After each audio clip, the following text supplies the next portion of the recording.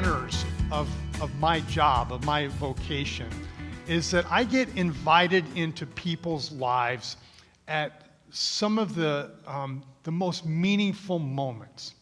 That because of my calling and because of the place I have and the role I have in people's lives as a pastor, as a priest, being able to connect with people in those times and those seasons that are most important. And some of those are great moments. I mean, some of them are really cool moments. I get to be a part of, in a very meaningful way, in weddings and special celebrations in people's lives. And some of them are hard moments in really difficult and challenging situations. And I think among the holiest experiences that I have in that regard take place often in the context of people who are grieving the loss of a loved one.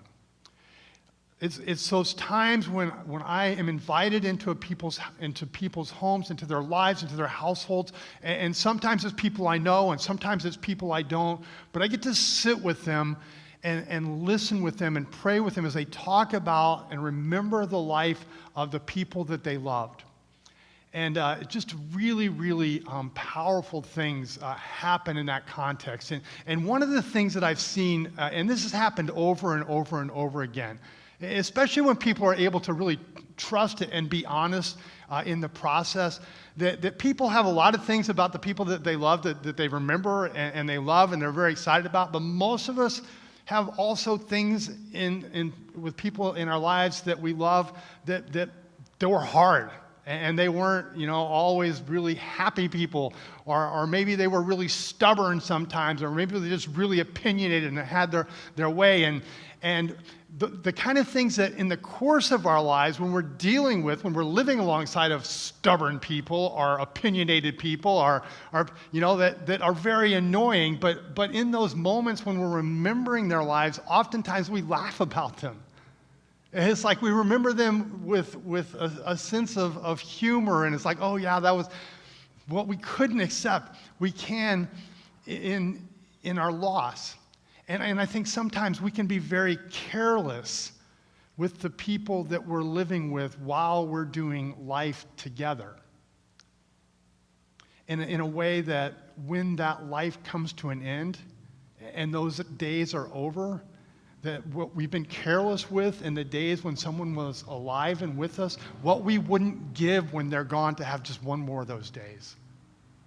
And I hear people say, if I could just have, just a little more time, that we could live life, even though they were stubborn, even though they were opinionated, even though their politics were all wrong, or I would just want more time. And here's the reality that all of us, I think, have to face at some level, that people aren't perfect, right? Right? People aren't perfect. In fact, people aren't even close to perfect.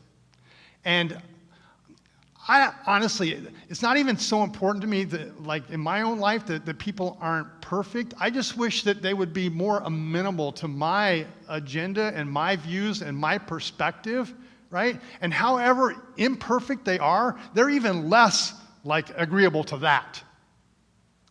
That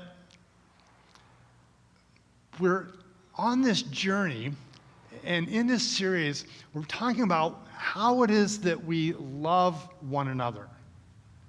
And this morning, really, we're talking about how do we love imperfect people, and uniquely so when we ourselves are not perfect. How do imperfect people love one another? And the Apostle Paul, one of Jesus' first followers after and most proficient in terms of the mission and the message of the church, carrying it forward. The Apostle Paul had a revelatory experience with Jesus on the road to Damascus, and he wrote to the church, and through the church to us today, in a passage that I want to read. This is from Colossians chapter 3, and he's giving us wisdom and counsel on how it is that we love one another when they're imperfect and we're imperfect. And he says this: therefore, as God's chosen people, holy and dearly loved, Clothe yourselves with compassion, kindness, humility, gentleness, and patience. Bear with each other and forgive one another if any of you has a grievance against anyone. Forgive as the Lord forgave you. Paul says, bear with one another and forgive one another.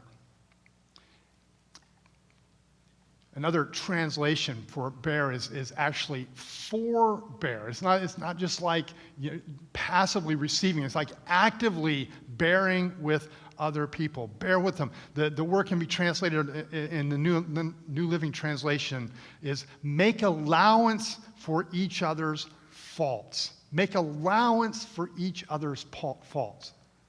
Because other people have bad days, and other people have bad moods, and other people have bad manners, and other people have bad habits, and other people have bad timing, and other people have bad breath, and sometimes you just have to put up with it.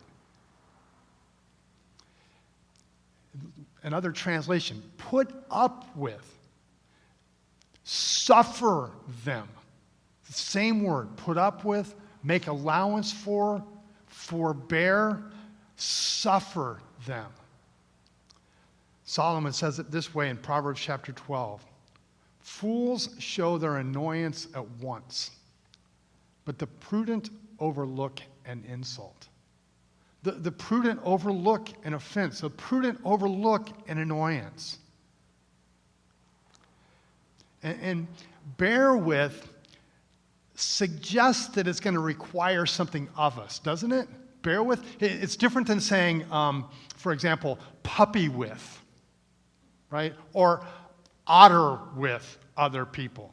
Bear with it. Hey, it's going to be hard. It's going to be tough. It's going to be difficult. Do it anyway. Stay with it. Stay with them through the struggle. Carry the weight to the end. Because forbearance frees us from the impossible task of fixing other people when it isn't ours to fix. Forbearance frees other people of our attempts to fix them when it isn't upon us to do that. Forbearance allows people in our lives to be who they are. Not who we want them to be for our sake, and not who we think they should be, even if it's for their own sake. It gives people permission to be who they are. Because God is amazingly creative, isn't He?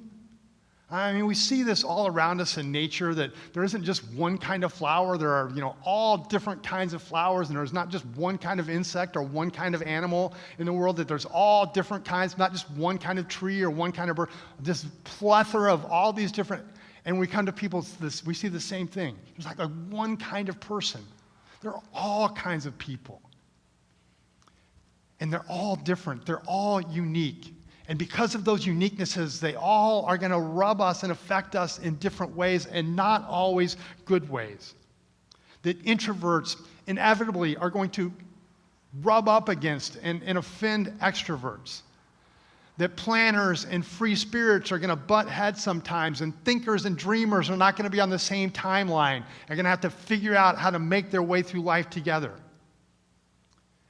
And a sense of humor can be really helpful in this regard, right? If we can not take ourselves so seriously sometimes and kind of just step back. And maybe if we can't do it in the moment, because sometimes the moments are really hard, at least maybe after the moment, we can step back and say, oh yeah, I remember that time. Wow, we really went off the rails there, didn't we? Right? To be able to laugh is to give people permission to be who they are right now. Forbearance gives people time and space to become who they will be. It gives people time to be. It's recognizing that they're not everything that they're going to be today, and there are some things that are going to change, and there are some areas that God is going to work in their life and shave off some rough edges and stuff.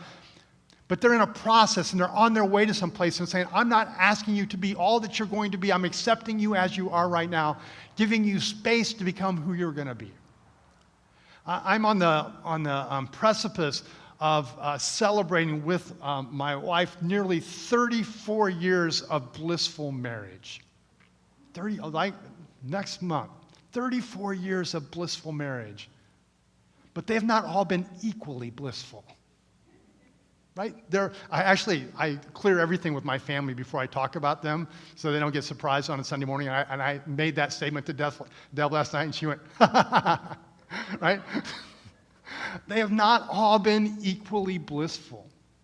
And honestly, 4 of the less blissful of all of the blissful years were the 4 years that she was the athletic director at Mayfair High School.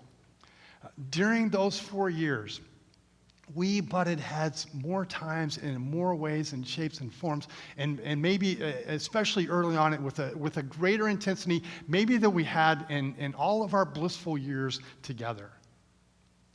It was a tough season, and I look back at that time now, and recognizing that sometimes we were really we were suffering each other, right? But in retrospect, through that season, we became something other than what we were. And Deb became a more confident person in that season of her life. She became a more resilient person. She became more focused in the sense that she kind of figured out some things that she didn't want to do with her life and figured out some things that she did want to do with her life. She became something other as we bore with each other through that season. And I think through that season, as I look back, that I became a less selfish person. I mean, not like less selfish like this much, but like selfish like maybe this much. Like maybe, I became less selfish and became more committed to her passions and to her dreams for her life. And that for all of it, we got a pool out of it because we saved all the money that she made and we bought a pool and put it in our backyard, right? We became different people because we bore with each other through the process. Forbearance displays confidence in a sovereign God who has begun a good work in each one of us and has promised us that he will bring that work to completion, that he will finish what he started, and we take the journey together towards that end. Forbearance enables us to receive what others have to offer, even when we can't celebrate everything in their lives. It allows us to say, okay, there are some things that I have a really hard time with, but if I just shut you off because of that, I've shut off all these other parts of your lives that are a gift to me. One of the kind of things that's going on in our culture now and has kind of been growing over the past several years is what people call cancel culture, right? Cancel culture. And some people say it's not a thing, and some people say it's been going on a long time. But the idea is cancel culture is when someone does something that is so reprehensible or so offensive that we say, not only do I not want to be a part of you, I want to erase everything that's associated with you. And there are some people that have been quote unquote canceled. I mean, they did some really heinous things, right? And over a long period of time, people like Harvey Weinstein and Bill Cosby. And, people are like, do we not watch the movies that Harvey Weinstein was a part of, or the Cosby Show? Because, do we shut those things out because of that person? One of the people that has been quote unquote canceled that was maybe more meaningful to me is a pastor of Willow Creek Church in Chicago, one of the first mega churches. And, his offenses were maybe less offensive than some of the others, but he was in a trusted position and had inappropriate relationships. And I have 4 books on my shelf that Bill Hybels wrote. And one of them has been a book that was really, really significant in my life and in my journey. It's a book that we've used in small groups. It's a book that if Bill Hybels would have actually applied to his own life, he wouldn't have gotten into the situation that he was. Do I cancel that because of this? And it's not just famous people, right? This is happening on a very personal level, right? We hear about the ones in the news. But I saw a study this week that said that 16% of people have ended a relationship because of political differences with a family member or a friend or even a spouse. At what cost? Right? If we end the relationship because of the political divisions or the divides or the offenses, are they so great that we're ready to say, I don't want you and I don't want any of this, so I will drop this to get rid of you? Forbearance allows us to continue to receive what others have to offer, even when we can't take the whole package. And that is not to say that forbearance doesn't have its limits. It does. It absolutely does. It doesn't mean that we sugarcoat everything. Proverbs chapter 12, Solomon says, an honest witness tells the truth, but a false witness tells lies. Right? We're still called, even in our forbearance, we're still called to be honest people. But we sugarcoat things, and when we can't, when we can, we do. And when we can't sugarcoat, when we can't overlook the offense, when we can't overlook the insult, when we can't look past it, even then, we still proceed with caution. That even when we've come to our limits, that we still go forward carefully.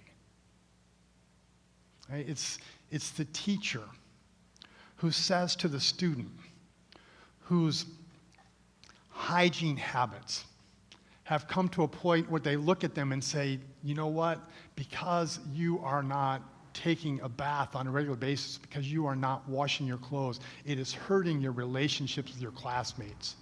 It's cutting you off from other people, right? I can no longer forbear your odorous presence in my classroom for your own good.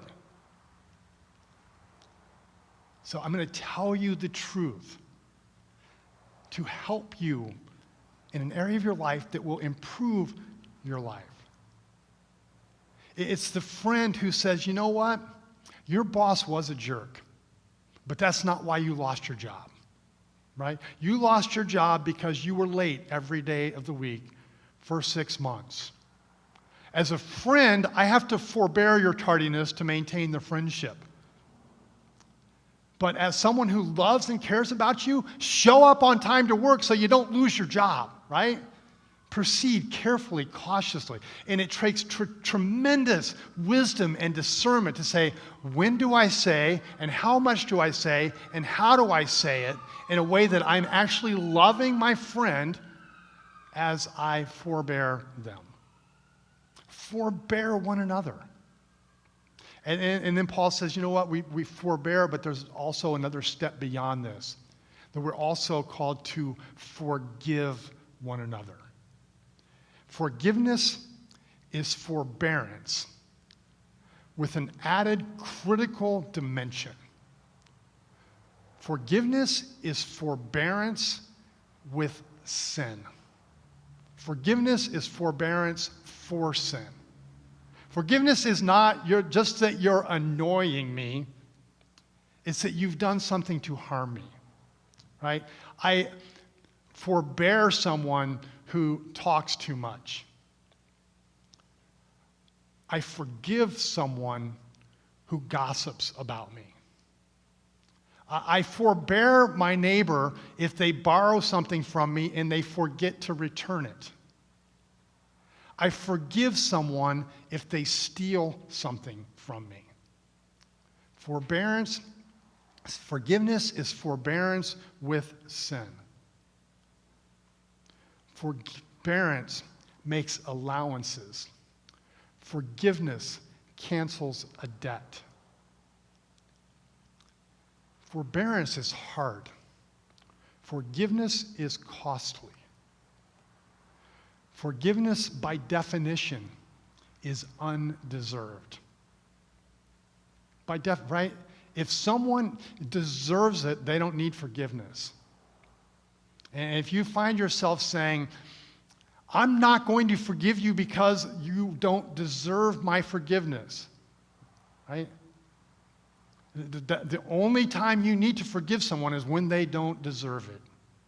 It's the very core of what it means to forgive. And sometimes it comes to this, right? We have to ask ourselves, do I want to, will I forgive you? Because if I won't forgive you, I either have to forgive you and save the relationship or not forgive you and lose the relationship. Sometimes we have to answer, is it more important to me to be right? Or is it more important for me to be in relationship with you? In forgiveness, we forfeit the right to exact revenge. And we say, I'm leaving that to God. And that requires great faith, right? Because if you're familiar with God's activities throughout history, and you look at how he's handled people who have sinned, he doesn't always give them the kind of retribution that I want the people who have offended me get, right?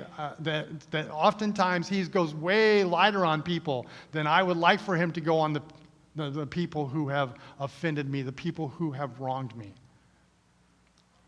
Jerry Sitzer, in his book, Love One Another, it's a source that I've used for this series, says, forgiveness forces us to let God be God so that his mercy and justice prevail in such a way that not only disciplines, but also restores. God is neither brutal nor indulgent. Only he knows how to punish sin without destroying the sinner.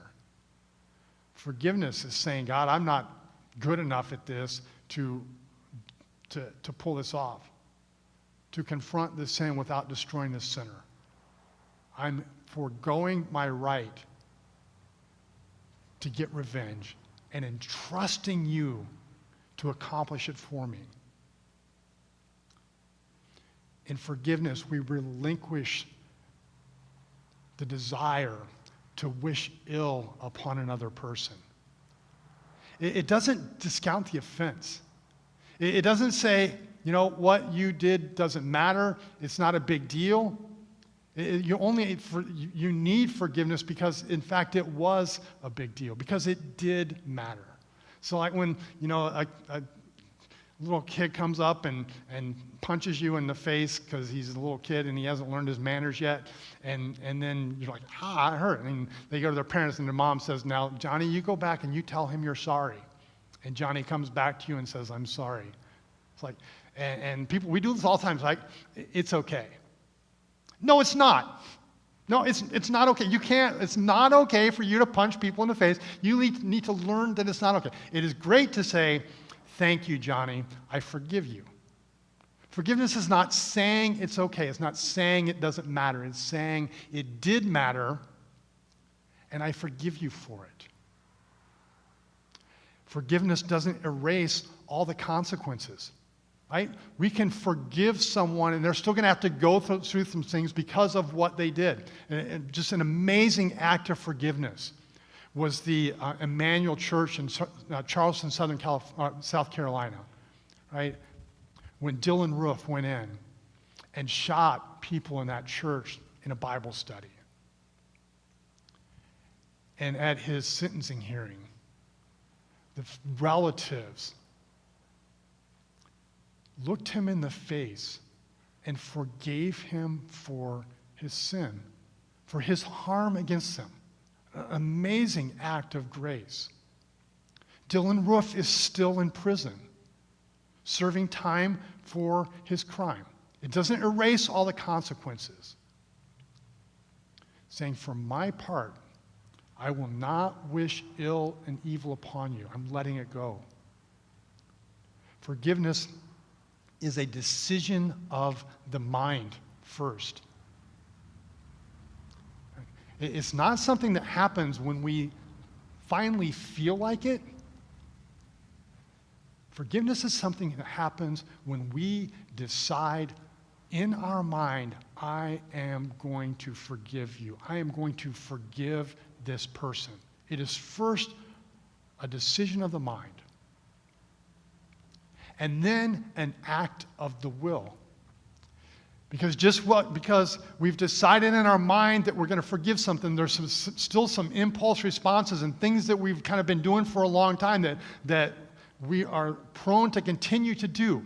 We're going to say, but I'm not going to do that. I'm not going to look at you this way. I'm not going to talk to you this way anymore. I'm going to act differently towards you, again, even before I necessarily feel it. It's a decision of the mind. It is an act of the will. And then it is a process of the heart. And the process is exactly that. A process can take time. A process works it out over a period of time. And that's where we bring what we decided in our heart and our acting in our will consistent into an alignment with what we're feeling in our hearts. And forgiveness ultimately is a product of the Spirit. We live the life of God by the power of the Spirit. We live the life of God. Right? There's sometimes, you look at the church, Emmanuel Church in Charleston, South Carolina, and what they did. That is not natural. That is not a human response. That is a spiritual response.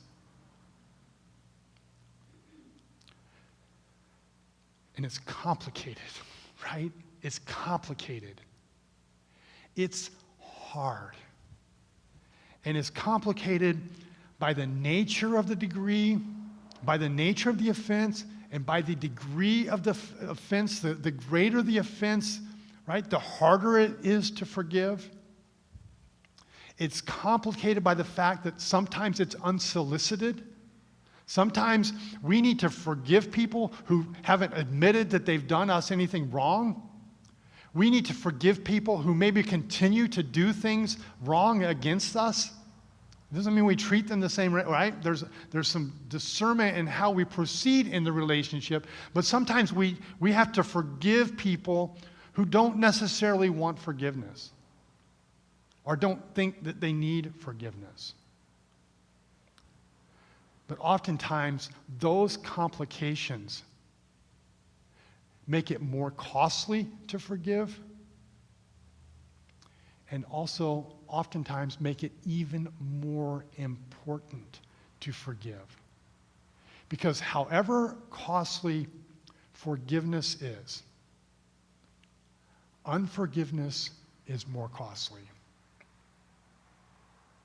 Unforgiveness hitches us to something that happened in our past.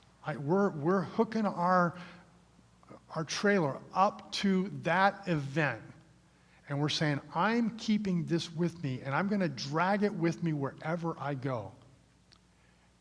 And it sows the seeds of bitterness and resentment and anger and wrath and vengeance and depression and anxiety and all these things that we may not even associate with that unforgiveness, but it's planted a seed in our heart that will not let us go because we're hitched to this thing in our past. And not only is it affecting us where we are now, then we're going to say, I'm going to drag that into the future, and wherever I go and whatever I do in the course of my life, I'm taking this with me. Unforgiveness is more destructive, harder, more costly, even than the heartache and the heartbreak and the hard work of forgiveness. How does it work, right? How do we forbear and how do we forgive? How does it get done? Paul, at the end of this passage that I read this morning, says this is it right here. This is how we do it. Forgive as the Lord forgave you. Do it like Jesus did for you. The relationship between being forgiven and offering, extending forgiveness to other people is reiterated repeatedly throughout Jesus' ministry. In his teachings, when he taught his disciples to pray, forgive us our debts, forgive us our trespasses, as we forgive our debtors, as we forgive those who have trespassed against us. In Jesus' stories, right, he tells a parable of an unmerciful servant who had a debt that he owed, and he went to the person that he owed the debt to, and it was a great debt. And the person forgave his debt. And then he went to somebody who owed something to him, and it was a small debt. But he demanded payment and said, throw him in jail until he can pay his debt. And the story comes and tells the master, you forgave him this great debt. He had this small, and the master comes back and says, what the heck? Not exactly, that's paraphrasing, right? You've been forgiven so much. Do the same. Extend forgiveness to other people. Forgive as the Lord forgave you. Forgiven much. Jesus says of the woman who was tending to him, she loved much. Justice and mercy. Justice and mercy are central to God's nature. Both of them, justice and mercy. You see it at the very beginning of the story in Genesis chapter 3, after the fall, after Adam and Eve have sinned against God, right? Now it's not just forbearance, there's forgiveness involved. He doesn't destroy them on the spot. He has mercy on them. But there's also consequences that comes from that. They are removed from the garden. Not because he's like, I'm going to punish them for, it's like he had to remove them from the garden because there was a tree there that was a tree of life. And he said, now if you eat of the tree of life, you are going to live forever in your misery. I'm going to spare you that. You're going to die. Now, someday I'm going to make a way for you to have life after death, right? That's the story that's coming in Jesus. But there's both justice and mercy. You see that over and over again as you read through the Old Testament. And the nation of Israel, God's people, would rebel against him. And there would be punishment. There would be judgment. And there would be mercy. And Jesus is God's final answer to both his justice and his mercy. In Romans chapter 3, Paul writes, God presented Christ as a sacrifice atonement through the shedding of his blood to be received by faith. He did this to demonstrate his righteousness in his forbearance. He had left the sins committed beforehand unpunished. He did it to demonstrate his righteousness at the present time so as to be just and the one who justifies those who have faith in Jesus. Paul says that while Israel was doing all of those things in the past, God forbore. I should have looked that up. Is that right? I don't know. He forbore their sins at the time because he was looking forward to the cross and the sacrifice that Jesus would make to cover their sin. And today for us, he looks backward to the cross and what Jesus did for the forgiveness of our sins as he forbears our brokenness and sinfulness. Jesus is our answer to living another way in a culture that is coming apart at the seams because we can't get along. It's justice and mercy. So I titled the message this morning, Practice for the Imperfect. Practice for the imperfect. And you can read this either way, and actually I want you to read it both ways, right? If you're imperfect, I'm giving you something to practice. And if you have imperfect people in your life, here's some tools to help you practice for living with them. It's how do we forbear and forgive one another. And it comes out of the things that we've talked about. First of all, recognize your own need. Recognize your own need for forgiveness. As I was working on this message this week, I kind of stopped for a minute and I thought, one of the times that I've really, really lost it was with somebody else. Like, just not just like bit my tongue or chewed or maybe said a word that I regretted. I mean, like really lost it with someone. And like out of the gate, I came up with three things. It's like there was that time, and there was that situation, and there was that time. And I kind of thought, 50 plus years, 3 times, that's not so bad, right? And then I thought of 4, and then 5 and 6, and then I got to 10, and then I got to 12, and I'm not quitting this game, right? Recognize your own need. Recognize how much you've been forgiven, how much other people have forborne you. Consider others' stories. Consider others' stories. John Eldridge says you never really know someone until you know their story. And people have lived through a lot of difficult things that have shaped how they respond, just as we have, to situations and to relationships and to things that incite us and touch us the wrong way and confuse us or anger, right? Listen to other people's stories. Where are they coming from? What have they gone through? What's brought them to this place that they're reacting this way?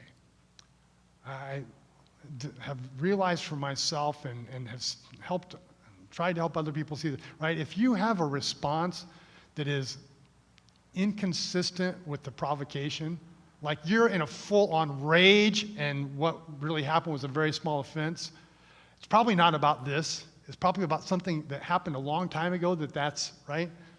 We discover those things as we listen to and learn other people's stories and our own stories. Consider other stories. Trust God. Trust God both for yourself. I have a list of things declarative statements that I say every day. And one of them is this: the one who began a good work in you will bring it to completion. I'm reminding myself every day, God's not finished with you yet. I know you blew it. I know that didn't go the way God's not done with you yet.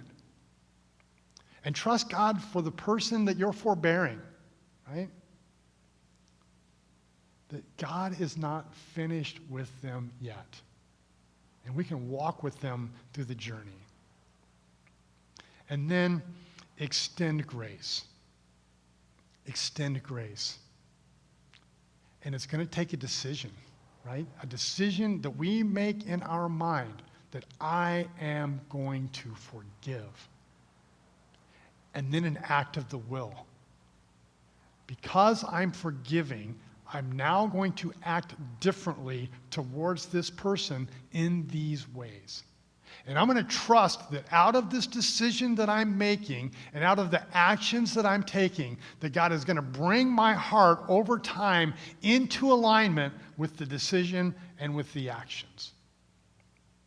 And I recognize, even as I say that that it is going to take an act of God for that to happen in my life with this person in this situation. And that's exactly what you have, right? That's exactly what God has offered us. An act of God, the Spirit of God living in us to transform our hearts and to change our minds and to bend our wills according to his purposes. It's exactly what he's doing for us. There was a stage in my life where there were, I think, a few people around me that were forbearing me, and I was forbearing to an unusual extent from my experience in life. They were putting up with me, and I was putting up with them. And it was a hard time. But I remember, even in that season, just constantly reminding myself, one day, right, there's going to be a great banquet in the kingdom.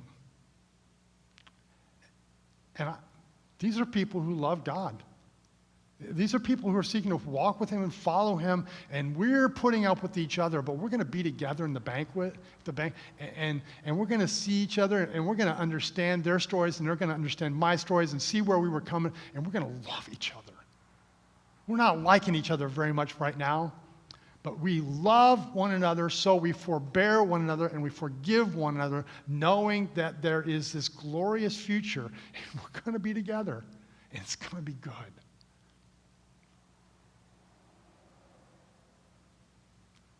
Lord, I pray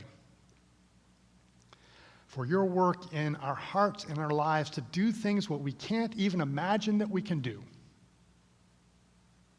And the things that matter most are the people. And some of the people that matter the most are the very hardest relationships to navigate and the ones that have hurt us the most. So I pray, Lord, unleash your Spirit in our lives, in our hearts, to enable us to do what we can't imagine that we can do. To remember who you are and what you've done for us. To remember that these people in our lives that we struggle sometimes with so greatly were also created in your image and likeness to bear your glory. And just as we've been broken by our place and our experiences in the world, they too have been broken. And just as you've begun a good work in our lives that you're moving towards completion, Lord, you're working in their life too.